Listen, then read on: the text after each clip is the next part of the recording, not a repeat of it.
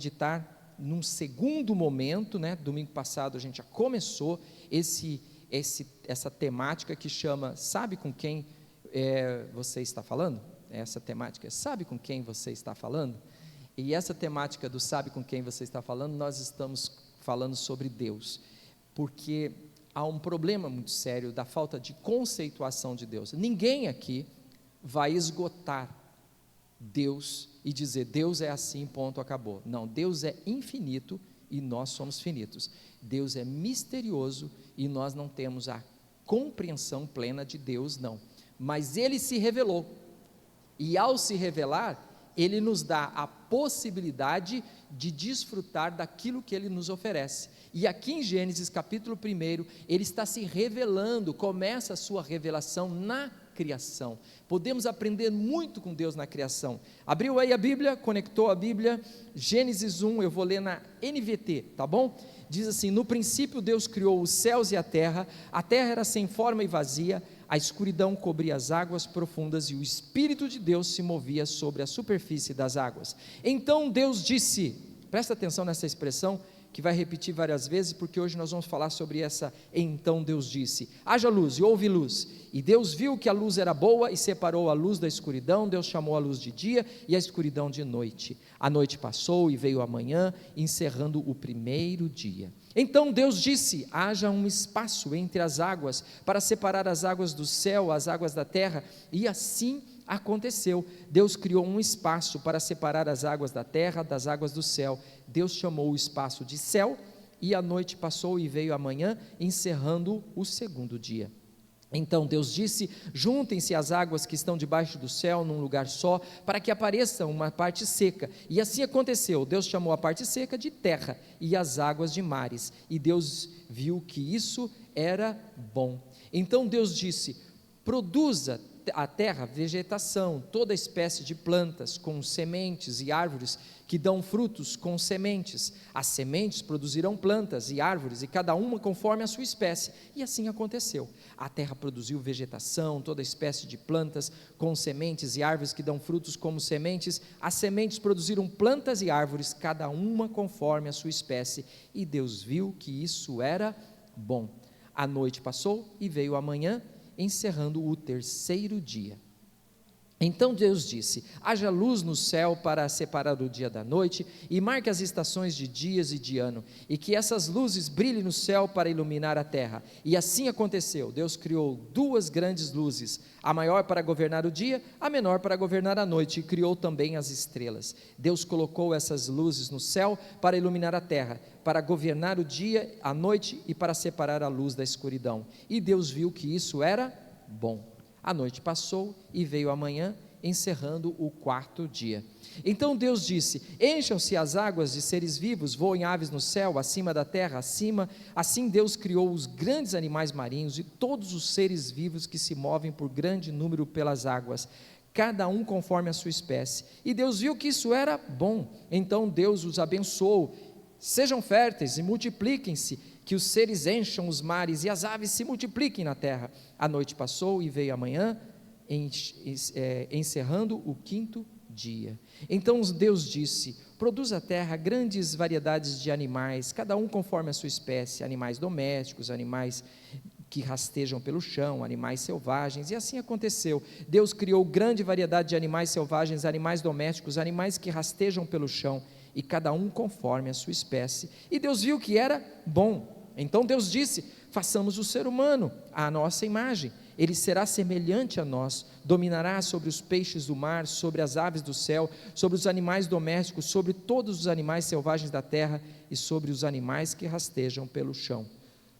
E assim Deus criou os seres humanos, a sua própria imagem, a imagem de Deus os criou, homem e mulher os criou. Então Deus os abençoou e disse, sejam férteis, multipliquem-se, encham e governem a terra, dominem sobre os peixes do mar, sobre as aves do céu, sobre todos os animais que rastejam pelo chão. Então Deus disse, vejam, eu lhes dou todas as plantas como semente, e todas as terras de toda a terra e todas as árvores frutíferas para que eles sirvam de alimento, e dou todas as plantas verdes como alimento e todos os seres vivos, os animais selvagens, as aves dos céus e os animais que rastejam pelo chão. E assim aconteceu. Então Deus olhou para tudo que havia feito e viu que era muito bom. Noite passou e veio a manhã, encerrando-se ao sexto dia. Capítulo 2. Desse modo completou-se a criação dos céus e da terra e tudo o que neles há. No sétimo dia Deus havia terminado sua obra de criação e descansou de todo o seu trabalho. Deus abençoou o sétimo dia e declarou santo, pois foi o dia em que ele descansou de toda a sua criação. Esse é o relato da criação dos céus e da terra. Amém.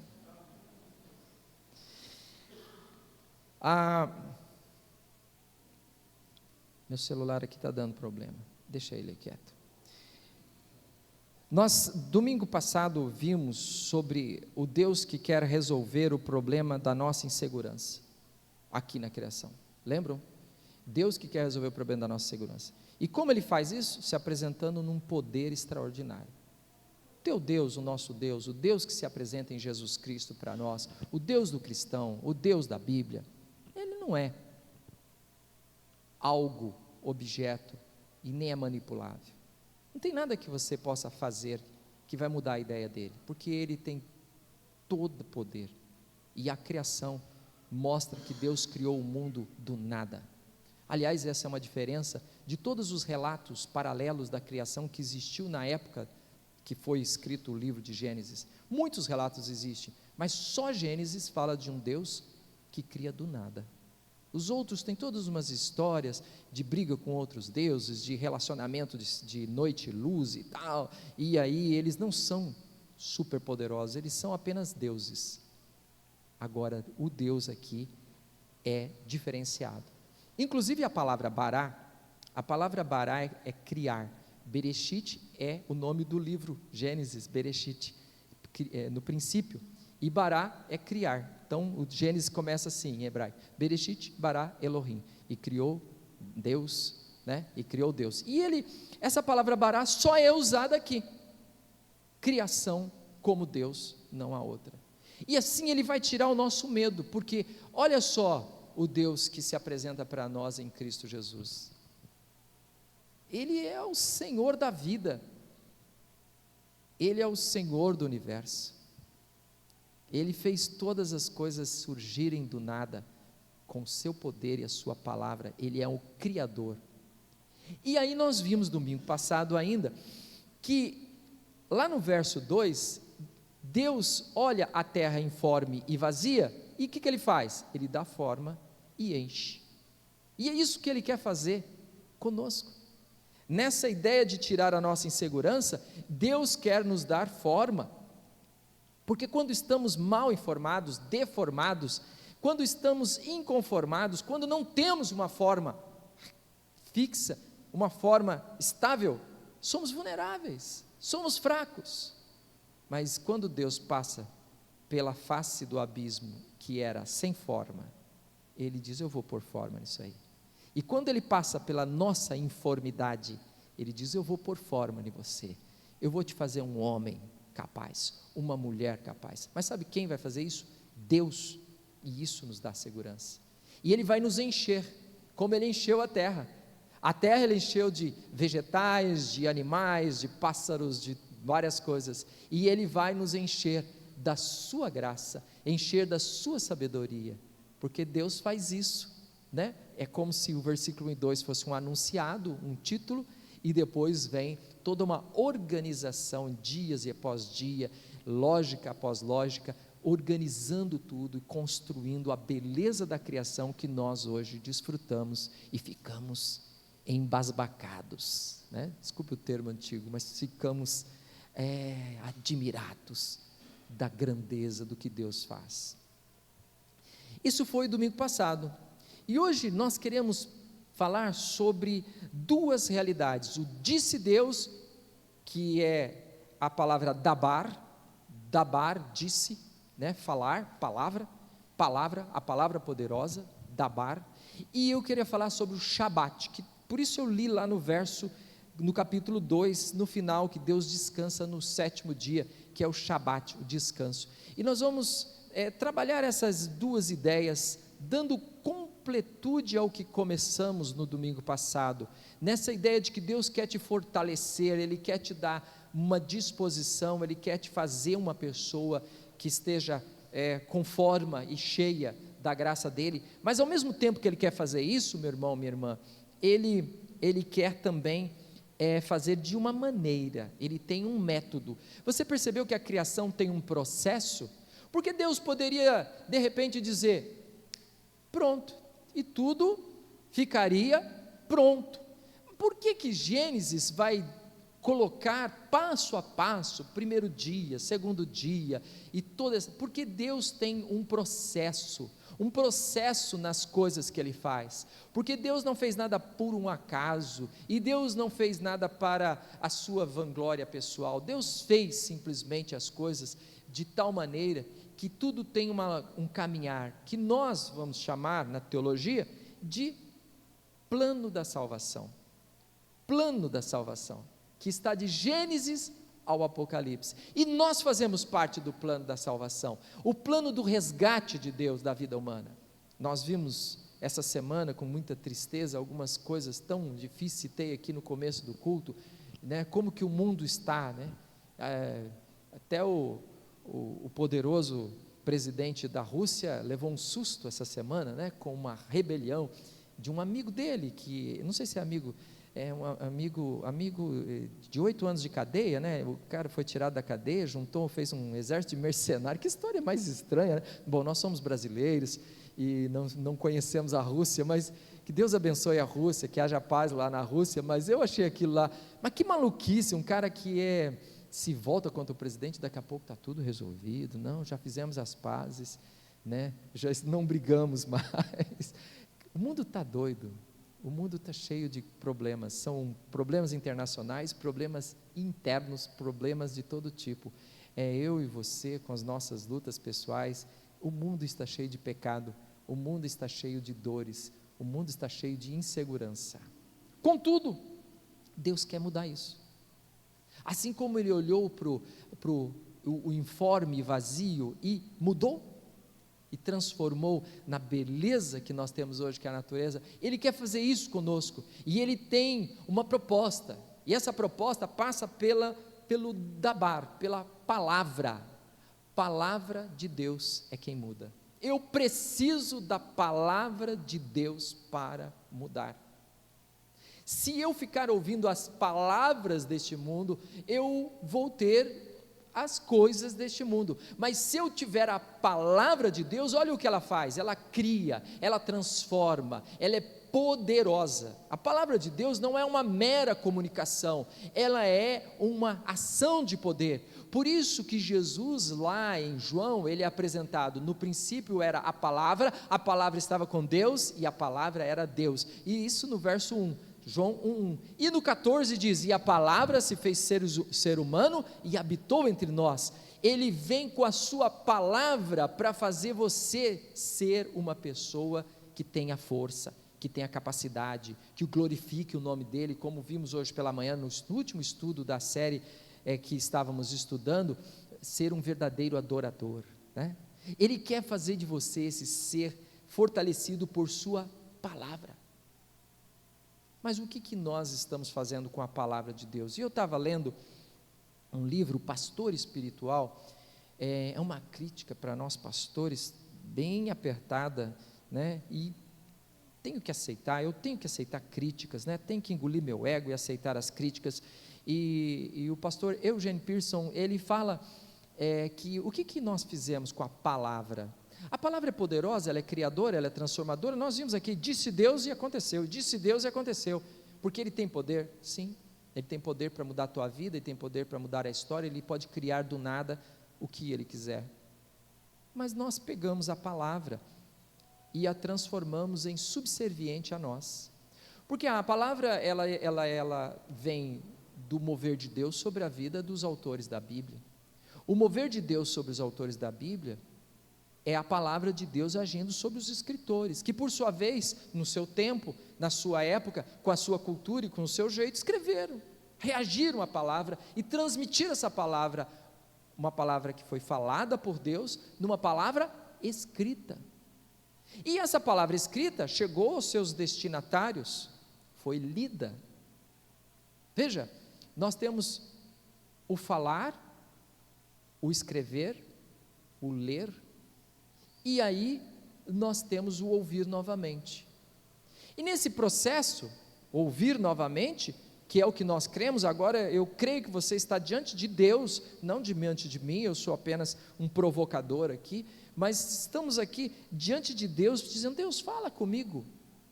E estamos diante de um texto bíblico que mostra o Deus que tem poder na palavra, mas essa palavra, ela não está no seu devido lugar, porque ela passou por um processo e nós fizemos uma mudança. Que mudança foi essa? Nós nos tornamos o sujeito da palavra, porque uma vez que ela está escrita, eu escolho o que vou ler, quando ler, mas Deus não quer assim. Deus quer, na sua autoridade, no seu poder, dizer: eu é que escolho quando falo com você, e como falo com você, e o que eu falo com você. Quando eu comecei hoje o culto, eu comecei com um texto pesado, que muitos podem pensar: ai pastor, que texto horrível para começar um culto, né? Esse pastor, ele deve ter algum problema, né? Não, irmão, eu estava tentando já provocar você para dizer assim: Deus não quer falar para você o que você quer ouvir. Se Ele fala o que você quer ouvir, não é Deus, é você que está falando para você mesmo. Está cheio de igreja aí, que as pessoas estão pensando que estão ouvindo Deus e estão ouvindo a si mesmas, suas idiosincrasias, seus desejos e seus anseios pessoais, porque no espaço entre a palavra dita por Deus, a inspiração dos autores, escrita e depois lida, e novamente no processo de ouvir Deus, as pessoas não se sujeitam, não se humilham, não se submetem a esse Deus, e por não fazerem isso, não ouvem a Deus, e eles ouvem então a palavra humana, e a palavra humana, é apenas um processo de comunicação, ela tem um certo poder, mas ela não é a palavra de Deus, ela é muito vulnerável, ela hoje existe, amanhã não existe mais. A palavra humana, irmãos, ela não tem a capacidade de fazer com que o teu vazio seja preenchido, fazer com que a tua deformidade seja mudada, ela não tem, só a palavra de Deus pode fazer isso, e nós precisamos estar atentos se estamos ouvindo a minha palavra, ou a palavra de Deus. Eu leio sempre a Bíblia toda, de capa a capa, num processo constante, né? Sai uma versão nova da Bíblia, vou eu ler a Bíblia toda de capa a capa. Eu já perdi um pouco as contas, eu acho que eu já li a Bíblia toda umas 6 ou 7 vezes, assim, de Gênesis a Apocalipse. Eu tenho que ler, né? Eu sou pastor, aliás, é minha função conhecer um pouquinho das versões que existem, né? E isso é muito interessante. Muitas vezes, irmãos, eu estou lendo porque está na sequência, né? Como o pessoal do 365, quem não sabe o que é o 365, depois pega o boletim, dá uma olhadinha que você vai saber o que é o 365. Está aqui, Flávio? Está, né? Você tirou? Você tirou, no antigo tinha, que é a leitura da Bíblia, que o pessoal está lendo a Bíblia toda, né? E aí você está lendo o que você não gosta. Por exemplo, eu estava lendo agora, essa semana, aqueles reis maus lá do tempo dos reis, que fizeram tudo errado diante de Deus, e a morte, e a guerra, e a dor, e às vezes pela manhã eu estou lendo ali, dizendo: Deus, o que o Senhor quer falar comigo? Por que esse texto? Sabe quando você pega uma genealogia, e fulano gerou fulano, e Beltrano gerou fulano, e Beltrano gerou fulano, Deus, que está de brincadeira, eu estou angustiado, eu não acordei bem, né? Porque não sei se vocês sabem, eu acho que eu já falei isso, né? Eu acordo mais ou menos 6h30, 7 horas, mas aí o meu cérebro acorda 8h30, 9 horas, e o meu humor vai acordar lá para as 11 horas, né? Mas antes disso eu estou lendo a Bíblia, e antes disso eu estou orando, então às vezes eu estou um tanto azedo na presença de Deus, porque pela manhã às vezes eu estou assim, às vezes, nem sempre, e Deus, porque a palavra dele é a palavra dele, irmãos, e não é o que eu quero ou o que eu deixo de querer, porque ele é Deus e eu sou servo, E isso é que faz a diferença no processo de acrescentar, de mudar, de transformar. Porque o dia que eu quero determinar a leitura, e aí nós tínhamos antigamente a caixinha das promessas, né? Que a gente só ficava lendo as promessas. Lembra da caixinha das promessas, né? A gente chamava de realejo cristão, né? Ficava sorteando aquela. A gente só lia as coisas que a gente quer. Meu irmão, mata esse ego em nome de Jesus. É isso que está te emperrando de ser feliz na presença de Deus. Deixa Deus usar da sua palavra, dabar, criadora, e Ele falar o que Ele quiser. Quando eu fiz alguns retiros espirituais, eu estou com saudade de fazer, vou fazer outros aí. São períodos de silêncio na presença de Deus, jejum, contemplação. Tem que fazer isso de vez em quando, é muito bom, é muito bom. Gente, Deus me entortou algumas dessas vezes, nem todas, teve vezes que Ele abençoou, falou coisas suaves e agradáveis, mas teve vezes que Ele falou coisas tão pesadas para mim, porque eu parei para escutar finalmente. Dava até para ver Deus fazendo assim: até que enfim, Davi, até que enfim você está me ouvindo. Cansei de te mostrar que você estava só ouvindo a você mesmo, com o teu ego inflado, mas agora chegou a hora. E aí eu me desfaço em lágrimas e percebo o mover de Deus, porque a dureza de Deus é a coisa mais gostosa do mundo, irmãos. A dureza de Deus é a transformação, é a cura, é a libertação. A palavra de Deus, mesmo que ela seja às vezes como a gente vê lá no Apocalipse, amarga quando você põe na boca, ou doce quando você põe na boca, quando ela chegar no teu estômago ela vai amargar, ou seja, ela vai ter um efeito, ela vai transformar a tua vida, ela vai ser a palavra criadora, a palavra do Deus que cria e transforma. E a palavra faz isso num processo. Você viu? Quantas vezes, verso 3, e disse Deus, verso 6, e disse Deus, verso 9, e disse Deus, verso 11, e disse Deus, várias vezes, cada dia. Então Deus disse, verso 14, verso 20, Deus vai dizendo, é um processo de construção da vida da gente, como foi um processo da criação, irmão. Deus quer que você reaja, interaja, veja essa palavra se tornando concretude, realidade na sua vida. Ele quer que você possa desfrutar do que Ele oferece para você, mas é preciso nos humilhar na grandeza de Deus e permitir que Ele, no seu poder sem medida, faça o preenchimento do teu vazio, faça a forma da tua informidade, para que você possa viver esta vida plena que Ele quer que você viva, que Ele quer que você experimente. Tudo que Ele fez era bom, e o que Ele quer fazer com você, com a sua palavra? Coisa boa, coisa boa. Deus só quer coisa boa para os seus filhos, para a sua criação. A relação de Deus com a sua criação, ela não é a relação de um pintor com um quadro, porque o pintor é o pintor e o quadro é o quadro. A relação de Deus com os seus filhos é uma relação de pai e filho, de amor e de intimidade, onde Ele quer falar assim. Ele quer falar como falou com Moisés, Ele quer falar como Ele falou com José, nos sonhos. Ele quer falar como Ele falou com Pedro, na beira do mar da Galileia. A gente estava lá no mar da Galileia, né, olhando para aquele mar e falando: nossa, Jesus falou com Pedro aqui. Sabe que o coração da gente bate mais forte? Bate. Eu fiquei olhando para o mar da Galileia lá assim. Depois entramos no mar da Galileia, tomamos banho lá, né? Água doce, chamado mar, mas é uma lagoa enorme, água transparente. Os peixinhos vinham beliscar o pé da gente lá. Eu falei: Jesus esteve aqui falando a sua palavra poderosa.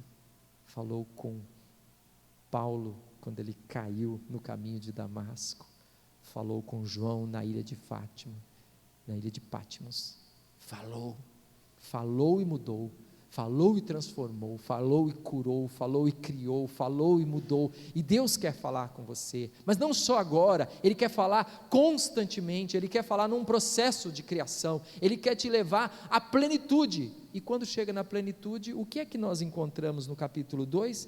No 7º dia Deus descansou, e aí vem uma outra palavra, que é a palavra sábado em português, que é Shabat em hebraico, e essa palavra mostra que existe um momento em que Deus vai te levar para um topo, que diz assim, agora pronto, tudo está acabado, tudo está perfeito. O Shabat, ele é uma realidade onde Deus quer te colocar numa dimensão de um homem, de uma mulher, de uma pessoa, na plenitude do que Ele quer que você seja, e aí pronto, chegou nesse tempo, nessa hora, e Deus vai olhar para você e disse, agora sim, você está no nível que eu queria, não preciso fazer mais nada, porque você chegou onde eu queria que você chegasse, e aí Ele te dá descanso. O Shabat é a morte, o Shabat é o fim, o Shabat é a tranquilidade em saber que a nossa vida, ela passa, e nós não estamos eternamente aqui, não somos super-heróis.